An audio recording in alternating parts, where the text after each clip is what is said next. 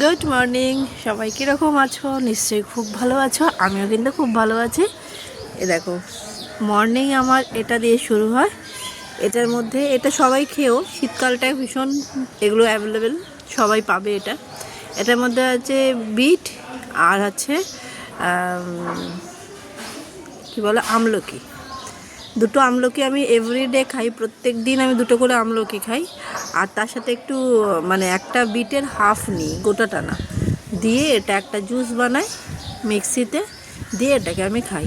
তো সকালবেলা morning drinks এটা সবাই খেয়েও উপকার আছে। এই শীতকালে এটা খুব ভালো, অনেক পাওয়া যায়, সারা বছরই পাওয়া যায়, কিন্তু শীতে বেশি পাওয়া যায়। তাহলে চলো আমি এটা খাই, তোমরাও যে যার মতো খাওয়া দাওয়া করো। কেউ চা, কেউ কফি। আমি এটা খাবো, তারপরে হবে আমার চা খাওয়া। কফি আমি খাই না, সকালে চাটাই মানে ভালোবাসি খেতে। সোমো উঠে গেছে, আজকে হচ্ছে সানডে। সানডেতে আমাদের আজকে তো ভালো মেনু আছে, তোমাদের অবশ্যই শেয়ার করবো তোমাদের সঙ্গে। তাহলে চলো, আপাতত এইটুকানি রইল, টাটা। হাই, আমরা কালকে তোমাদের দেখালাম না হাঁস কিনতে গিয়েছিলাম, আজকে সেই হাঁসের মাংস রান্না হচ্ছে। তাও দেখো, এরকম একটা হাঁড়িতে মাংস বানাচ্ছি। এই যে এটা হচ্ছে পেঁয়াজ ভাজি, এখানে দেখা একটুখানি, এখানে হচ্ছে ম্যারিনেট করে রাত্রিবেলা রেখেছি, বাট মাটনের মতো দেখতে লাগছে, দারুণ সুন্দর। তো এখন এটাই পেঁয়াজ ভাজা চলছে। আজকে এই হাঁড়িতেই পুরো রান্নাটা আমি কমপ্লিট করব। তো এখন পেঁয়াজ ভাজা চলছে, এরপরে পুরো কষানো হবে, তারপরে কীরকম কালার হয়, কীরকম দেখতে হয় তোমাদের সঙ্গে পরে শেয়ার করছি। ঠিক আছে, দেখতে থাকো, সঙ্গে থাকো।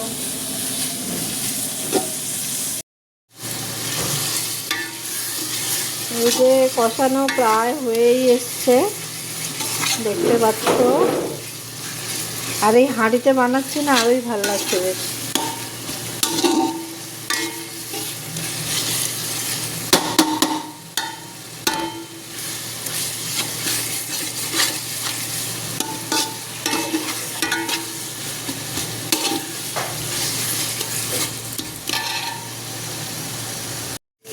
পুরো একদম তেল বেরিয়ে গেছে, দেখতে পাচ্ছ তোমরা। এই দেখো কত সুন্দর তেলটা বেরিয়েছে।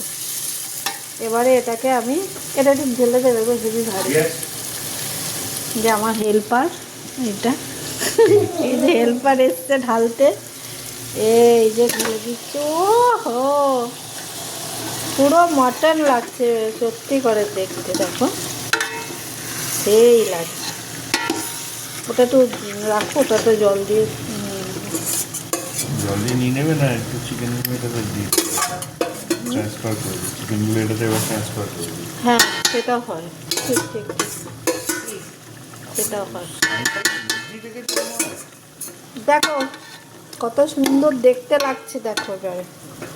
একটু সামান্য জলে নাড়ালে না, ওটা না না না না, ওটা না, ওটা চিকেনটা ঢেলো। এটাতে ইয়ে ঢালবো, দেখো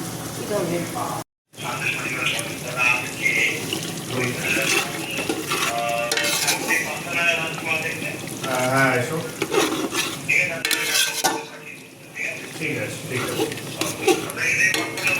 হ্যাঁ হ্যাঁ এটাও আছে,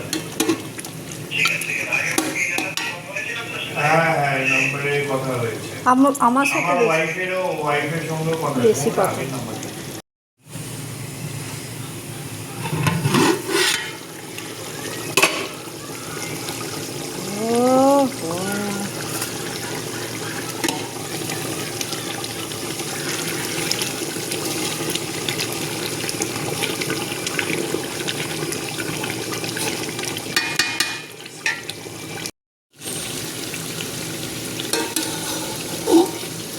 এই